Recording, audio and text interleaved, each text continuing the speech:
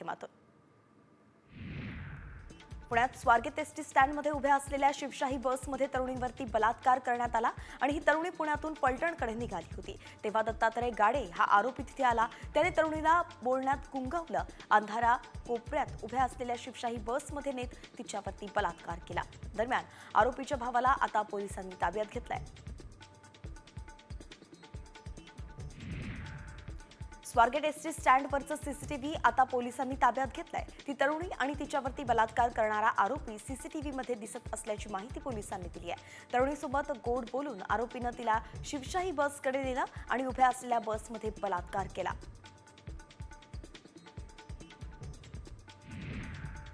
स्वारगेटमध्ये ज्या शिवशाही बसमध्ये बलात्कार झाला त्या बसला लॉकच नव्हता। साम टीव्हीच्या पडताळणीत हा सर्वात मोठा आणि धक्कादायक खुलासा समोर आलाय। शिवशाही बसला लॉक का नव्हतं असा सवाल आता विचारला जातोय।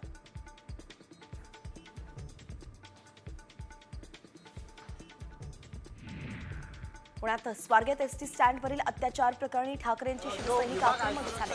ठाकरे गटाचे नेते वसंत मोरेंकडून स्वारगेट बस स्टँडची आणि बसची तोडफोड करण्यात आली आहे। या घटनेला एसटी प्रशासन जबाबदार असल्याचा आरोपही वसंत मोरेंनी केला।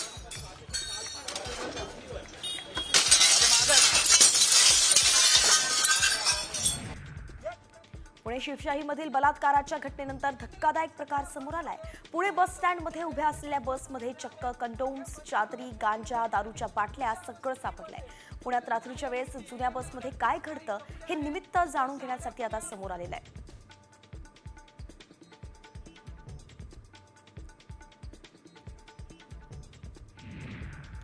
पुण्यातील बलात्कार पीडित तरुणीचा वैद्यकीय तपासणी अहवाल पॉझिटिव्ह आलेला आहे। तरुणीवरती दोनदा लैंगिक अत्याचार झाल्याचं वैद्यकीय अहवालातून स्पष्ट झालंय। तर या प्रकरणी केंद्रीय महिला आयोगाकडून सुमोटो दाखल करण्यात आलेला आहे। महाराष्ट्र पोलीस महासंचालकांना महिला आयोगाचं पत्रही पाठवण्यात आलंय। तात्काळ कारवाई करण्याच्या सूचना आयोगानं केल्या आहेत।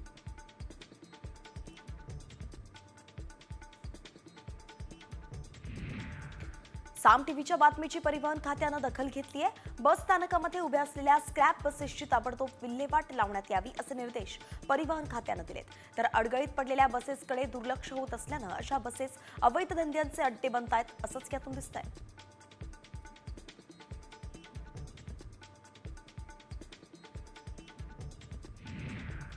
स्वारगेट एसटी डेपोतील बलात्काराच्या घटनेनंतर मुंबईच्या परेल एसटी डेपोतील निष्काळजीपणाकडे खाली सुद्धा आता समोर आलेला आहे। या परिसरामध्ये 21 सुरक्षा रक्षक असून 16 सीसीटीव्ही कॅमेरे आहेत। मात्र रात्रीच्या मुक्कामी गाड्या लागतात तिथे एकही सीसीटीव्ही कॅमेरा नसल्याची बाब समोर आली आहे।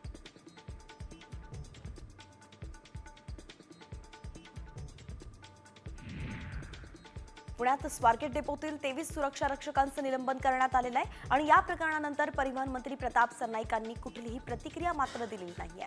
साम टीव्हीच्या बातमीनंतर सरनाईकांनी माध्यमांसमोर न येता पत्रक काढून याबाबतचे आदेश दिलेत। उद्यापासून नवीन सुरक्षा रक्षकांना कामावरती रुजू होण्याचे आदेशही देण्यात आलेत।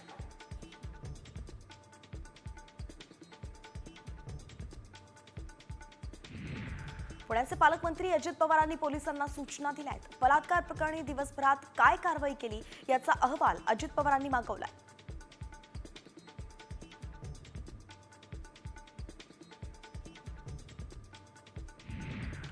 पुणे बलात्कार प्रकरणाची दखल मुख्यमंत्री देवेंद्र फडणवीसांनीही घेतली आहे। पुणे पोलीस आयुक्तांकडून फडणवीसांनी चर्चा केली आहे। गंभीरपणे तपास करण्याच्या सूचना यावेळी फडणवीसांनी दिल्या आहेत।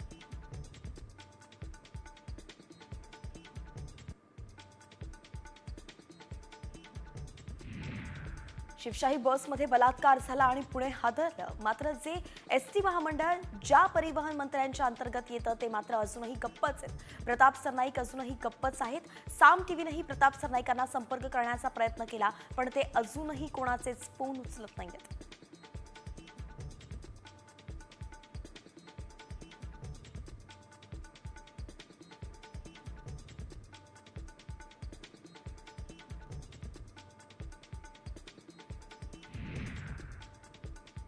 तर पुणे पोलीस आणि एसटी प्रशासनाच्या अकार्यक्षमतेचा कळस असल्याचं विजय वडेट्टीवार म्हणाले। स्वारगेट बलात्कार प्रकरणातील आरोपी अजून पोलिसांना सापडला नाही ही बाब धक्कादायक असल्याचंही वडेट्टीवार म्हणाले। ट्विट करत वडेट्टीवारांनी सरकारवरती ताशेरे ओढलेत।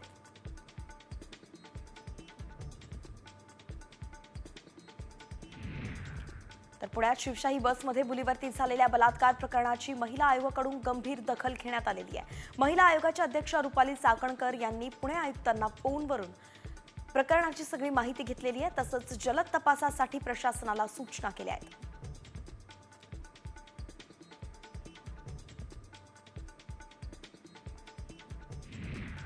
सार्वजनिक स्थळांवरील महिला सुरक्षेचा प्रश्न ऐरणीवर आल्याची प्रतिक्रिया रोहित पवारांनी दिलेली आहे. मुख्य आरोपीला अटक करण्याबरोबरच महिला सुरक्षिततेसाठी शक्ती कायदा तात्काळ लागू करण्याचा निर्णय घेण्याची अपेक्षा रोहित पवारांनी व्यक्त केली.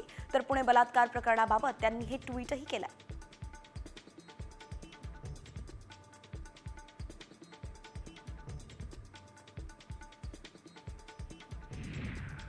पुण्यातील तरुणीच्या बलात्काराला सरकार जबाबदार असल्याचा आरोप काँग्रेसचे माजी आमदार रवींद्र धंगेकर यांनी केलाय. आरोपीला पकडून शिक्षा करा, शासनातील मंत्र्यांनी लक्ष घातलं पाहिजे, नुसतं उद्घाटन करून कार्यक्रम करून चालत नाही असा टोलाही धंगेकरांनी सरकारला लगावला.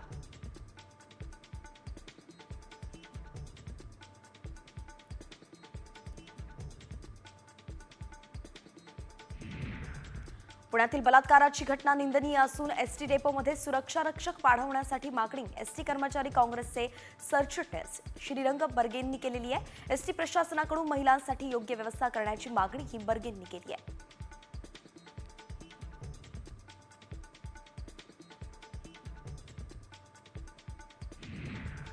पुण्यातील घटनेबाबत अंबादास दानवेंनीही ट्विट करत सरकारला जाब विचारलाय. अशा घटनांमध्ये सातत्यानं वाढ होत असताना शक्ती कायदा अजून किती काळ अडकलेला राहणार असा प्रश्न अंबादास दानवेंनी विचारलाय. महिलांना सुरक्षा देण्यासाठी सरकार नाही तर मग कोण आहे आणि कशासाठी हे सरकार चालतंय असा सवालही त्यांनी विचारलाय. पुण्यातील धक्कादायक घटनेनंतर प्रशासनाला जाग आल्याचं दिसतंय. सगळ्या गरजुल्यांना स्वारगेट बस स्थानकातून बाहेर काढलं जात आहे आणि पोलिसांकडून सगळ्या प्रवाशांची चौकशीही सुरू झाली आहे. रिकामी असलेल्या प्रवाशांची सुद्धा पोलिसांकडून चौकशी केली जाते.